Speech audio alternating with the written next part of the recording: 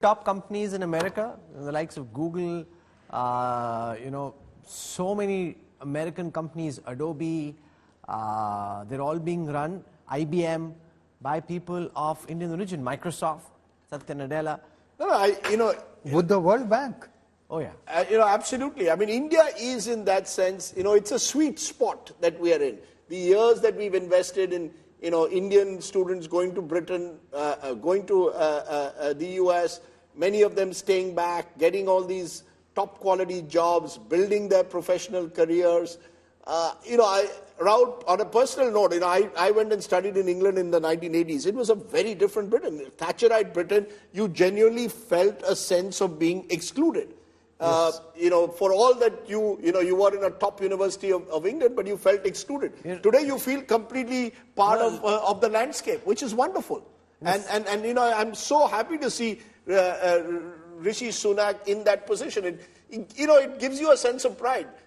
When you're sitting in a box surrounded by, a cricket match, surrounded by Englishmen, and they all talk about Rishi Sunak, you feel somewhere a sense of, wow. It's a bit of a wow moment for us. On a slightly different but connected note, since you're talking of cricket match, will we have a cricket match today? Oh, it's not raining. No, it's not raining. You see, they moved the venue. You see, India is also the power, the superpower of cricket. Guess what they've done? In the Asia Cup, the only match that now has a reserve day is India versus Pakistan. Some of the other countries are saying, what happened to us? Bangladesh and Sri Lanka are saying, if our match gets rained out, we don't get an extra day. But India, Pakistan gets, I think it's unfair. It'll be a perfect, I think it's hugely unfair. It'll be a perfect weekend if after this big Delhi declaration, we can get one over Pakistan. And that would be very nice. So, I've just started, this will get me into trouble. I've started, not me, but a friend of mine from Pakistan is a former under-19 captain of the Pakistan cricket team. He started a WhatsApp group of Indian and Pakistani cricket fans. So since morning, it's been buzzing with who's going to win the match. And actually, for the first time, after a long time, Pakistan probably goes into a cricket match as equal favourites, if not slightly ahead. They've got a much better fast bowling attack, a more settled side, ironically, than India. India's, a lot of our players coming back from injuries. We're all hoping it'll change. So they are hoping that it'll be an India-Pakistan final in Ahmedabad. On November 19, India-Pakistan World Cup final. Think about it. You've got one match on the 15th of October. Imagine if you get another one. It'll be bonanza.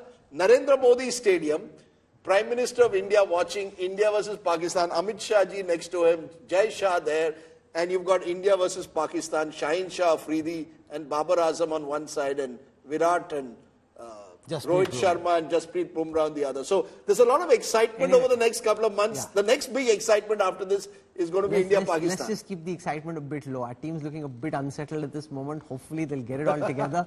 And tempering expectations. Yeah, the G20 team Bharat looking more settled than Rohit Sharma's team. The good news is that we are playing good hosts. We played terrific hosts to G20, and the last 3 World Cups have been won by the host country. So, fourth time lucky. We won 2011.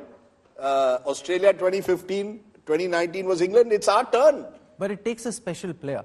Kapil Dev in 83, Modi 2023. When you want to make a big impact, Dhoni in the last World Cup. When you want to make a big impact on the global stage, it takes a big player. But that's where, if for example, you heard what Amitabh Kant said when we were interviewing him yesterday.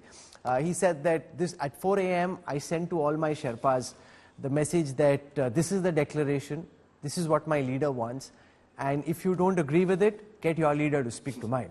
Amitabh Kant is a bit flamboyant and bombastic when he speaks, but there's also fact and rationale to that, because he says when he woke up at 7, just imagine he slept at 4, woke up at 7. When he woke up at 7, there was no reply. I mean, the others could just as well been sleeping in the morning, but there was no reply to him, and the Delhi declaration went through. But so it takes a big match player, Rajdeep, to win a big World Cup. But if this is like the G20 World Cup, it's India shining. But we've had Chandrayaan, which took us to the moon. And then we've had G20, which Hardeep Puri told you has taken us, over the moon. And now you need the World Cup in November. It'll be the perfect hat-trick. You'll have 3 events where India is shining brightly. Bharat is shining. Where Bharat, India is shining.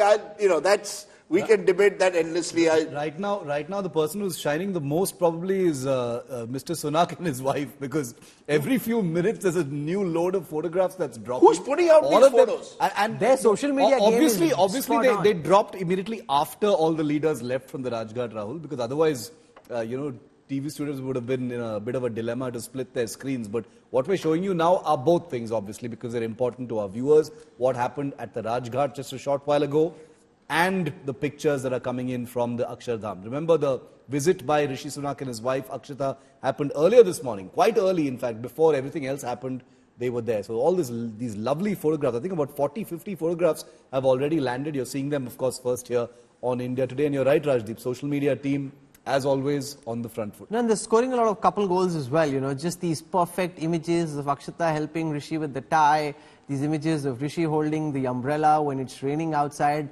right outside that stunning backdrop of the Akshardham temple. So they really have been winning hearts. Are these pictures coming from the Akshardham? So a bit of both. Or are they coming from the British High Commission? The spokesperson of the Akshardham temple sent me a lot of photos. Some of these photos are from the British High Commission and Rishi Sunak's team. So it's a mix of both. Everyone was shooting. I mean, this is the social age. Everyone's shooting. Everyone's got their phones out and everyone's sending a blast of pictures, and all of them, Rishi Sunak scoring. That's right. As is Akshay Murthy. And Joe Biden presumably is on his way out to Vietnam. Yes. So and there's just one final session left. So yesterday was a lot of the meat of the session in terms of the negotiations. Do they relax once it's done? Now that the declaration is out there, final session, is it more a celebratory mood, a mood of quiet satisfaction for the bureau, for the diplomats and the main principals? Absolutely, you got it spot on. People are so tense till 4 the o'clock declaration in the morning or whatever, including the leadership, because they have some stakes. Biden would be worried about headlines back home, as Rahul said that there's been some criticism that West has conceded too much, Russia didn't get named, and so on. So these are the nuances that they look out for, whether they've done the right thing, whether they'll get a few more votes in Biden's case. So they are relaxed once the declaration is through. Now there's nothing but to be in casual clothes for the rest of the day. The other thing which struck me was this gathering at Rajghat. I think that's a very rare occasion. I mean, you may have you always have the leader coming to Delhi, going to Rajghat.